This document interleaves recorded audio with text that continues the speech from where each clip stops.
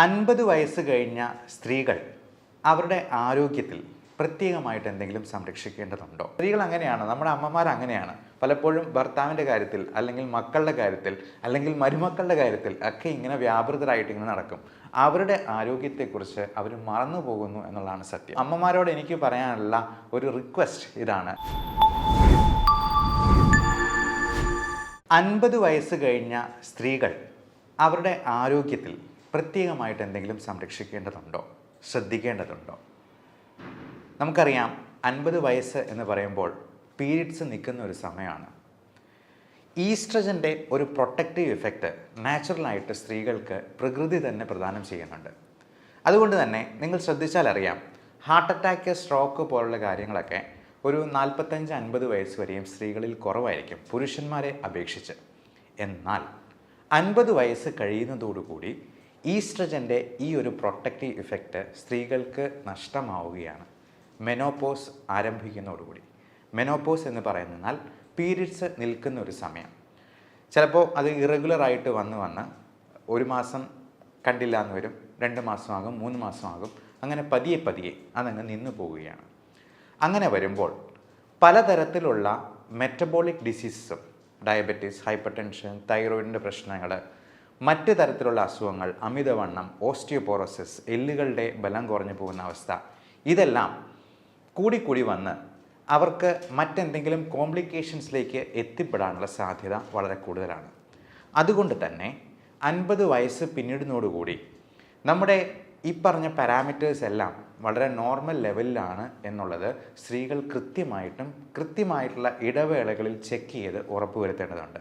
പ്രത്യേകിച്ചും അവരുടെ blood sugar level, BP-യുടെ level, കൊളസ്ട്രോളിൻ്റെ അളവ്, തൈറോയിഡിൻ്റെ TSH, ഫ്രീ T3, T4 ഇതെല്ലാം ഫാസ്റ്റിങ്ങിൽ ചെയ്യുന്നതാണ് ഏറ്റവും ഉത്തമം. അങ്ങനെ ഷുഗറിൽ എന്തെങ്കിലും വേരിയേഷൻ കാണുന്നുണ്ടെങ്കിൽ ഷുഗറിൻ്റെ 3 മാസത്തെ കൺട്രോൾ ആയിട്ടുള്ള HbA1cയുടെ ലെവൽ നമ്മൾ നോക്കി പരിശോധിച്ച് ഉറപ്പുവരുത്തേണ്ടതുണ്ട്.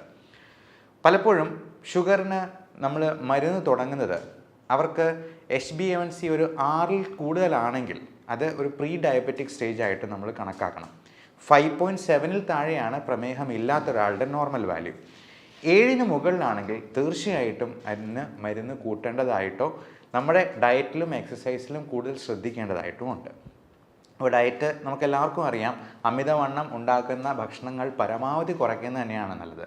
അത് ഏറ്റവും പ്രധാനം ഷുഗർ ഉള്ള ഭക്ഷണ സാധനങ്ങൾ, ബേക്കറി സാധനങ്ങൾ, മൈദ അടങ്ങിയിട്ടുള്ള സാധനങ്ങൾ, പിന്നെ അരിയാഹാരങ്ങളാണെങ്കിലും നമ്മൾ കഴിക്കുന്നതിൽ നിന്നും ഒന്ന് പകുതിയാക്കി കുറയ്ക്കാൻ പറ്റുവാണെങ്കിൽ ഏറെ നല്ലത്. പ്ലേറ്റ് മെത്തേഡ് ഫോളോ ചെയ്യാണ് എന്നാണ് നമ്മൾ ഡോക്ടർമാർ സാധാരണ അഡ്വൈസ് ചെയ്യുക. 1/4 carbohydrate, 1/4 protein, 1/4 green leafy vegetables, 1/4 fruits. അപ്പോൾ ഇങ്ങനെയുള്ള പ്ലേറ്റ് മെത്തേഡിലോട്ട് മാറുക.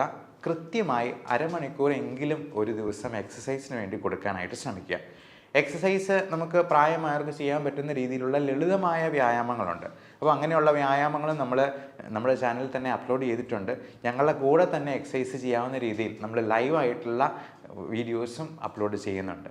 അപ്പോൾ ഞങ്ങളുടെ കൂടെ തന്നെ പാർട്ടിസിപ്പേറ്റ് ചെയ്ത് ഈ എക്സസൈസിലും പാർട്ടിസിപ്പേറ്റ് ചെയ്തുകൊണ്ട് നമ്മുടെ ഫാമിലിയിൽ ഒരു അംഗമായിരിക്കാൻ ഞങ്ങളെ കൂടി അനുവദിക്കുക എന്നുള്ളതാണ് പറയാനുള്ളത്. അതോടൊപ്പം 50 വയസ്സ് പിന്നിടുമ്പോഴേക്കും നമുക്ക് ക്യാൻസർ എന്ന് പറയുന്ന ഒരു മഹാമാരി നമ്മളെ ഒന്ന് കീഴ്പ്പെടുത്താൻ അല്ലെങ്കിൽ ഒന്ന് ഞൊണ്ടി നോക്കാനുള്ള സാധ്യതയുണ്ട്. പ്രത്യേകിച്ചും സ്ത്രീകൾക്ക് ഇപ്പോൾ അണ്ഡാശയ സംബന്ധമായിട്ടുള്ള ക്യാൻസറുകളോ അസുഖങ്ങളോ വരാം. യൂട്രസ് സംബന്ധമായിട്ടുള്ള മിക്കവാറും ഹിസ്റ്റക്ടമിയൊക്കെ കഴിഞ്ഞിട്ടുള്ള പേഷ്യൻസ് ഉണ്ടാകും. യൂട്രസ് റിമൂവ് ചെയ്യാതെ ഇപ്പോൾ പലപ്പോഴും ഇങ്ങനെയുള്ള പ്രശ്നങ്ങളൊക്കെ സ്ത്രീകൾ ആരോടും പറയാതെ ഒളിച്ചു വെച്ചിങ്ങനെ മുമ്പോട്ട് പോകും. അത് അതിസങ്കീർണമായി കഴിയുമ്പോഴായിരിക്കും പുറത്താരെങ്കിലുമൊക്കെ അറിയുക തന്നെ. ഞാൻ ഇപ്പോഴും ഓർക്കുന്നുണ്ട്, എൻ്റെ മെഡിക്കൽ കോളേജിൽ പഠിച്ചുകൊണ്ടിരിക്കുന്ന സമയത്ത് ഗൈനക്കോളജി ഡിപ്പാർട്ട്മെൻറ്റിൽ യൂട്രസ് അങ്ങ് ഇറങ്ങി താഴെ വന്ന് ഡെക്കുബിറ്റസ് അൾസർ എന്ന് പറയും, അതായത് ഈ ഗർഭപാത്രം ഇറങ്ങിയിട്ട് അതിൽ വ്രണങ്ങളായിട്ട് വന്നിരുന്ന ഒരു അമ്മയുണ്ടായിരുന്നു. അവർക്കത് പുറത്ത് പറയാൻ പേടിയായിരുന്നു, അല്ലെങ്കിൽ മടിയായിരുന്നു. അതുപോലെ പൈൽസിൻ്റെ അസുഖങ്ങളും അങ്ങനെ ഉദരസംബന്ധമായിട്ടുള്ള രോഗങ്ങളുമൊക്കെ അവർ മറച്ചു പിടിച്ചുകൊണ്ട് നടക്കും. അങ്ങനെ ഒരു കാരണവശാലും ചെയ്യാൻ പാടില്ല. നമുക്ക് പ്രായമായിട്ടുള്ള സ്ത്രീകൾ, അമ്മമാർ വീട്ടിലുണ്ടെന്നുണ്ടെങ്കിൽ അവരോട് ഇടയ്ക്കൊക്കെ ഇങ്ങനെയുള്ള കാര്യങ്ങളുണ്ടോ എന്നുള്ളത് ചോദിക്കാം. അതുപോലെ തന്നെ ബ്രസ്റ്റിൻ്റെ എന്തെങ്കിലും നൊഡ്യൂൾസോ ലംസോ ഒക്കെ ആയിട്ടുണ്ടെന്നുണ്ടെങ്കിൽ ഒട്ടും മടിക്കാതെ തന്നെ നിങ്ങളുടെ ഭർത്താവിനോടോ മക്കളോടോ ആരോടെങ്കിലും ഈ കാര്യങ്ങളൊന്ന് തുറന്ന് പറയാനായിട്ട് ശ്രദ്ധിക്കുക. അതോടൊപ്പം നമുക്ക് ഈ മെനോപോസിനോട് അനുബന്ധിച്ചിട്ടുള്ള ഒരുപാട് മൂഡ് സ്വിങ്സ്, ഇമോഷണൽ ഡിസ്റ്റർബൻസസ് വളരെ വളരെ കോമൺ ആണ്. കഴിഞ്ഞ വെള്ളിയാഴ്ച എൻ്റെ അടുത്ത് വന്ന ഒരു അമ്മയ്ക്ക് ഭർത്താവിനെ പറ്റി ഒരുപാട് പരാതികളാണ്. പുള്ളി പുകവലിക്കും, മദ്യപിക്കും, വേറെ എന്താണ്ട് ഹാൻഡ്സ് പോലത്തെ സാധനങ്ങൾ ഉപയോഗിക്കും. രണ്ടുപേരും ഗവൺമെൻറ് സർവൻസ് ആയിരുന്നു. ഭർത്താവ് റിട്ടയർ ചെയ്യാൻ പോകുന്നു, അമ്മ ഇപ്പോഴും വർക്ക് ചെയ്യുന്നുണ്ട്. ഇത് ഈ ഭർത്താവിൻ്റെ കാര്യങ്ങൾ ഇങ്ങനെ പറഞ്ഞ് സ്ത്രീകൾ അങ്ങനെയാണ്, നമ്മുടെ അമ്മമാർ അങ്ങനെയാണ്. പലപ്പോഴും ഭർത്താവിൻ്റെ കാര്യത്തിൽ, അല്ലെങ്കിൽ മക്കളുടെ കാര്യത്തിൽ, അല്ലെങ്കിൽ മരുമക്കളുടെ കാര്യത്തിൽ ഒക്കെ ഇങ്ങനെ വ്യാപൃതരായിട്ട് ഇങ്ങനെ നടക്കും.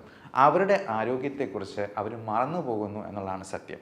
അപ്പോൾ അമ്മമാരോട് എനിക്ക് പറയാനുള്ള ഒരു റിക്വസ്റ്റ് ഇതാണ്: ഇനി 50 വയസ്സ് പിന്നിട്ടെന്നാൽ നമ്മൾ ബാക്കിയുള്ളവരുടെ കാര്യത്തിൽ ഇടപെടുന്നതും അവരെ ശകാരിക്കുന്നതും അവരെ നേർവഴിക്ക് നയിക്കുന്നതിനും പകരം നമ്മുടെ കാര്യങ്ങൾ കൂടുതലായിട്ട് ശ്രദ്ധിക്കാനായിട്ട് നോക്കുക. നമ്മുടെ സന്തോഷം, നമ്മുടെ ആരോഗ്യം അത് നമ്മുടെ കൈകളിൽ മാത്രമാണ് എന്നുള്ള കാര്യം ഇടയ്ക്കിടയ്ക്ക് ഓർമ്മിപ്പിക്കുന്നത് നന്നായിരിക്കും. ഇപ്പോൾ എൻ്റെ അമ്മയാണെന്നുണ്ടെങ്കിലും ഡയബറ്റിക് രോഗിയാണ്. പല കാര്യങ്ങളിലും നമ്മളെ ഇങ്ങനെ അകാരണമായിട്ട് അവരുടെ സ്നേഹം കൂടുതൽ കൊണ്ട് നമ്മളെ ഇങ്ങനെ ഇൻവോൾവ് ആക്കുമ്പോഴത്തേക്കും ഞാൻ തന്നെ ഇടയ്ക്ക് പറയും, ഗ്ലൂക്കോമീറ്റർ വെച്ചിട്ട് ഒന്ന് ഷുഗർ നോക്കി കാണിച്ചുകൊണ്ട് വന്നേ, BP ഇപ്പം തന്നെ ഒന്ന് നോക്കട്ടെ എന്ന് പറയുമ്പോഴത്തേക്കും അന്നേരമാണ് അവരുടെ ആരോഗ്യത്തെപ്പറ്റി അവർ തന്നെ വിചാരിക്കുന്നത് അല്ലെങ്കിൽ ചിന്തിക്കുന്നത് എന്നുള്ളതാണ് സത്യം. അപ്പോൾ ഇത്തരത്തിലുള്ള കാര്യങ്ങളിൽ നമ്മൾ തന്നെ പ്രത്യേക ശ്രദ്ധ പുലർത്തുക. മാത്രമല്ല, നമുക്ക് സന്തോഷമുണ്ടാക്കുന്നത് എന്താണ് എന്നുള്ളത് സ്വയം മനസ്സിനോട് ചോദിച്ചറിഞ്ഞ് ആ കാര്യങ്ങളിൽ വ്യാപൃതരാവാനായിട്ട് പ്രത്യേകം ശ്രദ്ധിക്കുക. ഈ സ്ട്രെസ് മാനേജ്മെൻറ്റ് വളരെ വളരെ വളരെ ഇമ്പോർട്ടൻ്റ് ആയിട്ടുള്ളൊരു കാര്യമാണ്. കാരണം നമ്മുടെ മറ്റു പല അസുഖങ്ങളും ഈ പറയുന്ന സൈക്കോളജിക്കലായിട്ടുള്ള പ്രോബ്ലംസിൽ നിന്ന് വരാം. നമ്മുടെ ഈ സ്ട്രെസ് ഹോർമോൺസ് റിലീസ് ആകുമ്പോൾ തന്നെ നമ്മുടെ ഹൃദയത്തിൻ്റെ ആരോഗ്യത്തെയും ശ്വാസകോശത്തിൻ്റെ ആരോഗ്യത്തെയും, ശ്വാസകോശം നന്നായിട്ട് ഫങ്ഷൻ ചെയ്താലേ നമ്മുടെ ബ്ലഡിൽ ആവശ്യത്തിന് ഓക്സിജൻ ഉണ്ടാകത്തുള്ളൂ. എന്നാലേ അത് ഹൃദയം പമ്പ് ചെയ്ത് എല്ലാ കോശങ്ങളിലേക്കും എത്തിക്കത്തുള്ളൂ. അതുപോലെ തലച്ചോറിൻ്റെ ആരോഗ്യത്തെയും എല്ലാം ബാധിക്കും. ഞാൻ കഴിഞ്ഞ ദിവസം വന്ന ആ അമ്മയുടെ കാര്യത്തിൽ അമ്മയ്ക്ക് ഉറക്കമില്ലാണ്ട് പോയിരിക്കുകയാണ്.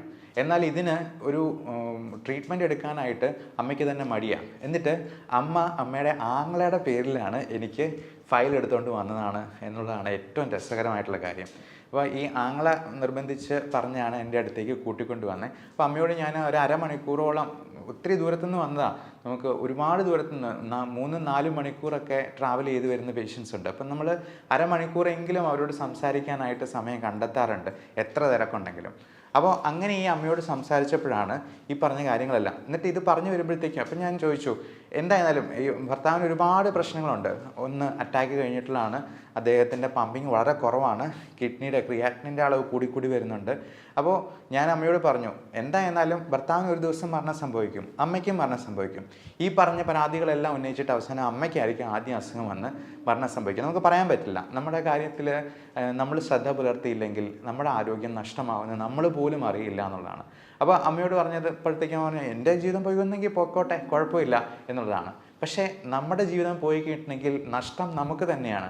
മാത്രമല്ല, നമ്മൾ വീണ് പോയി കിടന്നു കഴിഞ്ഞിട്ടുണ്ടെങ്കിൽ നമ്മുടെ മക്കൾക്കാണ് കൂടുതൽ ബുദ്ധിമുട്ടുണ്ടാവുക എന്നുള്ള കാര്യം ഇടയ്ക്കിടയ്ക്ക് സ്വയം ഓർമ്മിപ്പിക്കാനായിട്ട് പ്രായമായിട്ടുള്ള അമ്മമാർ പ്രത്യേകം ശ്രദ്ധിക്കുക എന്നുള്ളതാണ് പറയാനുള്ളത്. പിന്നെ ഇത്തരത്തിലുള്ള അസുഖങ്ങൾ വരുമ്പോൾ നമ്മൾ ഒരു കാരണവശാലും യാതൊരു സ്റ്റിഗ്മയും വെച്ച് പുലർത്താതെ അതിന് വേണ്ട ട്രീറ്റ്മെൻറ്റ് എടുക്കാനായിട്ട് ഡോക്ടറിനെ സമീപിക്കുക, അല്ലെങ്കിൽ അതിന് വേണ്ട എക്സ്പെർട്ടിനെ സമീപിക്കുക. ഈ അമ്മയോട് സംസാരിക്കുമ്പോൾ തന്നെ അമ്മയുടെ കണ്ണ് നിറഞ്ഞൊഴുകുക, കരയുക. ഒരു കാര്യം പറഞ്ഞു വരുമ്പോഴത്തേക്കും തന്നെ കരഞ്ഞു പോവുകയാണ്. അപ്പം അത് ഭയങ്കര ഒരു ഡിപ്രഷൻ, ആങ്സൈറ്റി ഡിസോർഡറിലോട്ട് അത് മാറിയ ഒരവസ്ഥയായിരുന്നു നമ്മൾ കണ്ടത്. അതിനൊക്കെ നമ്മൾ ചെറിയൊരു മരുന്ന് കൊടുക്കുമ്പോഴത്തേക്കും തന്നെ അതിനകത്ത് ഒത്തിരി വ്യത്യാസം വരും. കാരണം ഈ ഉറക്കമില്ലാണ്ട് പോകുന്ന അവസ്ഥ തന്നെ എത്ര ഭീകരമായിരിക്കും. ചിലർക്ക് ഉറക്കം കൂടുതലായിരിക്കും, നേരെ തിരിച്ചായിരിക്കും. അപ്പോൾ നമ്മുടെ ഹാപ്പി ഹോർമോൺസ് ആയിട്ടുള്ള എൻഡോർഫിൻസ്, സൈറ്റോകിൻസ്, ഓക്സിറ്റോസിൻ, സെറോട്ടോണിൻ, ഡോപ്പമൈൻ തുടങ്ങിയ ഈ 5 ഹോർമോണിൻ്റെ ലെവലിൽ ഒരുപാട് വ്യത്യാസങ്ങൾ വരുന്നുണ്ട്. ബയോകെമിക്കൽ വേരിയേഷൻസ് നമ്മളതിനെ മെഡിക്കൽ സയൻസിൽ പറയാറുണ്ട്. അപ്പോൾ ഈ വേരിയേഷൻസ് കറക്റ്റ് ചെയ്യാനായിട്ട് നമുക്കതിന് വേണ്ട കാര്യങ്ങളൊക്കെ ചെയ്യണം, അല്ലെങ്കിൽ അതൊരിക്കലും കറക്റ്റ് ചെയ്യാം. ഇപ്പോൾ സോഡിയോ പൊട്ടാസിയോ കുറഞ്ഞു കഴിയുമ്പോഴത്തേക്കും നമ്മൾ ആ സോഡിയം കൊടുക്കുക എന്നുള്ളതാണ് ഏറ്റവും അത്യാവശ്യമായിട്ട് ചെയ്യേണ്ടത്. അല്ല പൊട്ടാസ്യം കൂടിപ്പോയെന്നാൽ ആ പൊട്ടാസ്യത്തെ കുറയ്ക്കാനുള്ള കാര്യങ്ങളാണ് നമ്മൾ കൊടുക്കുക. അപ്പം പൊട്ടാസ്യം കുറയ്ക്കാനായിട്ട് ഒരുപാട് മാർഗ്ഗങ്ങളുണ്ട്. അസ്താലിൻ നെബുലൈസേഷൻ പോലും നമ്മൾ കൊടുക്കാറുണ്ട്.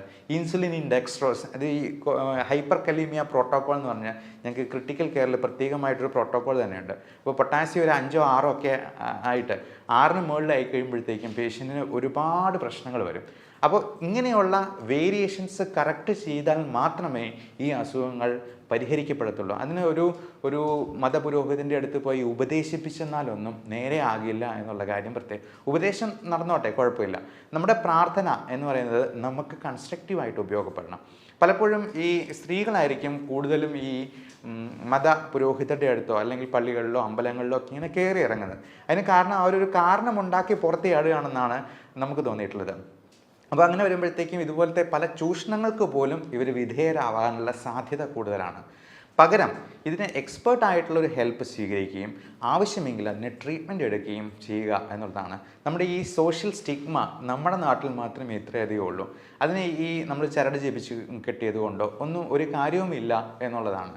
നമുക്ക് ഇപ്പോൾ പ്രാർത്ഥനയാണെങ്കിലും നമ്മൾ എക്സസൈസ് ചെയ്യുന്നത് ദൈവത്തെ പ്രതി ചെയ്യുന്നാൽ, നമ്മൾ നല്ല ഒരു നോമ്പ് നോൽക്കുന്നത് അല്ലെങ്കിൽ നമ്മളൊരു ഫാസ്റ്റിംഗ് എടുക്കുന്നത് ദൈവത്തെ പ്രതി ചെയ്യുന്നാൽ അത് നമ്മുടെ ആരോഗ്യത്തിന് ഗുണകരമാണ്. ആ രീതിയിൽ നമ്മുടെ മതത്തെയും വിശ്വാസത്തെയും മോഡിഫൈ ചെയ്യാനായിട്ട് പ്രത്യേകം ശ്രദ്ധിക്കുക. എല്ലാവരും ഈ കാര്യത്തിൽ പ്രത്യേകമായിട്ട് നമ്മുടെ അമ്മമാരെ ഓർമ്മിപ്പിക്കുകയും ഈ തരത്തിലുള്ള വീഡിയോ അല്ലെങ്കിൽ ഇൻഫോർമേഷൻ അവർക്ക് പാസ് ഓൺ ചെയ്യുകയും ചെയ്യാനെങ്കിലും ശ്രദ്ധിക്കുക. എല്ലാവർക്കും നല്ല ആരോഗ്യം ആശംസിക്കുന്നു. Thank you.